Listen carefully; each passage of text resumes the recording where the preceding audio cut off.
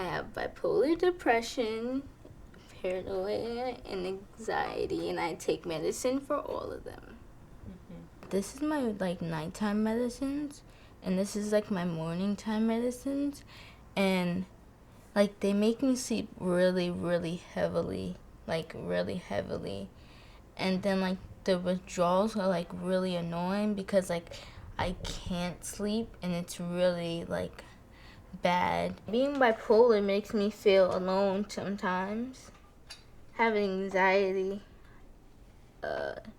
sometimes it makes me feel I don't know, it makes me feel I just want to cry all the time. It just makes me feel I just really, really want to cry all of the time. All the time. When I hear really, really loud noises out of nowhere, I just don't like that. It just makes me I'll start crying. It makes me scared. And I'll just go like this, and I'll just shut down. It's really bad. My anxiety is just horrible. I just be okay, everybody's watching. Oh my god, everybody's watching. Oh my god. I'm just okay. And then but I've talked to myself. There's days I'll talk to myself in the mirror. I'll be okay, you got this. Being paranoid. Whenever my mother leaves the house, I lock myself inside of a room. Sometimes I won't come out until she comes in. Sometimes that's at the end of the day.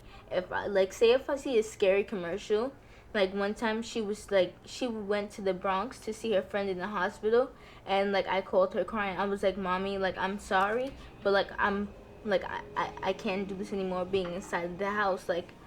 You need to come home. I'm scared. I'm scared of the living room inside of my house. It's beyond, I don't know. All through elementary school, I would fight all the time. All the time. I would just be angry. I don't know why. And my mother, she wouldn't do anything about it. Of course she would yell at me and stuff like that.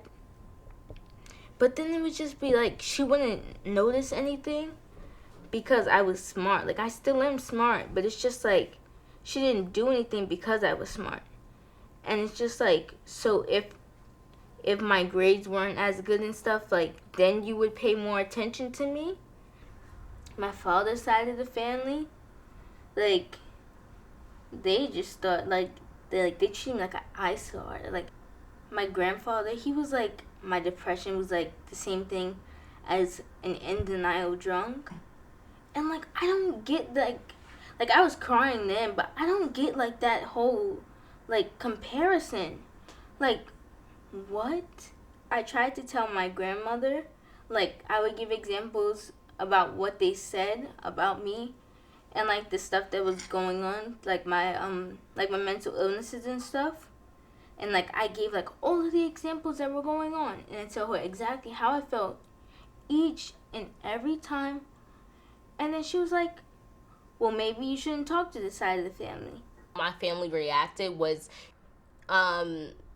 insensitive, and it makes me kind of angry just because how insensitive they are, but at the same time I understand their insensitivity.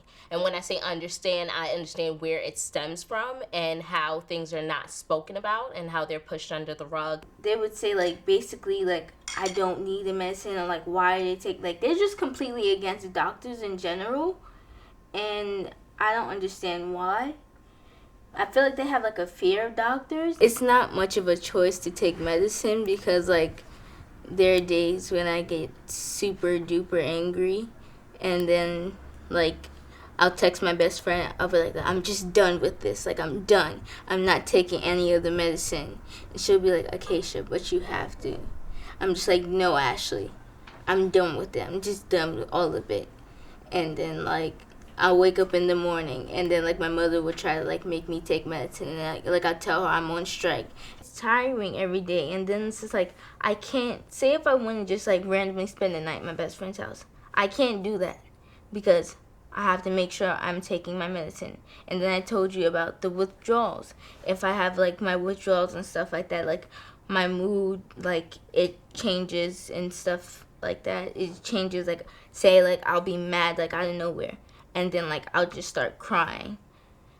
And Like, sometimes that just happens, like, even when I am taking my medicine. Like, I'll just start crying out of nowhere. Like, I'll just be sad. Initially, when situation would happen and Acacia was upset or crying, I would definitely feel anxious, like what happened, what where things went wrong, what exactly hurt her, what exactly was said to hurt her feelings. How can I, like respond to the situation in a, logical way, not so much with my emotions first, but how would I feel if I was her, and how could I deal with it? Like, some days, like, I wish I wasn't this way. Like, I don't want to take the medicine. Sometimes I wish I didn't know I was bipolar. I definitely felt like, why is this happening to her and why is she feeling so bad? Especially when she was here and we were like talking and she just bust out crying and said that she didn't want to be here anymore. And it made me sad because I'm just like, why? There's definitely been times where I was empowered by my responsibility to be, supportive. And there's definitely been times where it's weighed on me. The advice that I would give to her as she grows up is just to learn how to accept and love herself, because she's perfect as she is. It's not a case of, like knowing just that you're an individual, but it's loving that individual in and out, like throughout the problems, throughout the, ups and downs, because nobody else is going to be there for her as much as she'll be there for herself.